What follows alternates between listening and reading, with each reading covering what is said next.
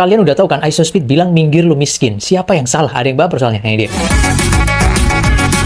Oke guys, jadi baru-baru ini ya, pada saat Isospeed ini streaming di Yogyakarta, terjadi banyak drama yang cukup banyak ya. Di antaranya pada saat Speed ini bilang minggir lu miskin, pada saat dia menyisir kerumunan saat streaming. Nah, ada beberapa orang yang mungkin belum tahu Speed, jadi baper mendengar kata-kata tersebut. Yang padahal kata-kata tersebut itu diajari oleh follower yang notabene-nya ya berasal dari Indonesia juga. Entah netizen siapa yang ngajarin untuk ngomong setan dan minggir lu miskin, yang sontak kemudian dilakukan oleh Isospeed dan berhasil. Isospeed juga bilang bahwasanya it's working. Artinya itu benar-benar manjur untuk menyingkirkan orang-orang yang FOMO nggak jelas. Karena orang-orang yang FOMO-nya keterlaluan itu emang agak sedikit menyebalkan. Dagangan lukisan milik seseorang sampai hancur hingga akhirnya Reza Arab yang mengganti rugi itu semua. Gila, emang Reza Arab itu orangnya tulus guys. Karena dia emang jor-joran banget nih pada saat Speed datang di Indonesia. Tapi gokil sih, Speed berhasil mencapai satu momen terbaik dalam hidupnya, yaitu 1 juta viewers live streaming. Ini keren. Akan tetapi orang-orang yang FOMO tadi itu masih buntutin Speed. Meskipun si Speed ini udah nggak live lagi di Indonesia, komen-komennya itu masih Papua dan sebagainya. Padahal alasan Isospeed itu nggak jadi ke Papua kan sudah jelas. Dan mungkin sudah kecapean juga kali ya. Tapi gimana menurut kalian?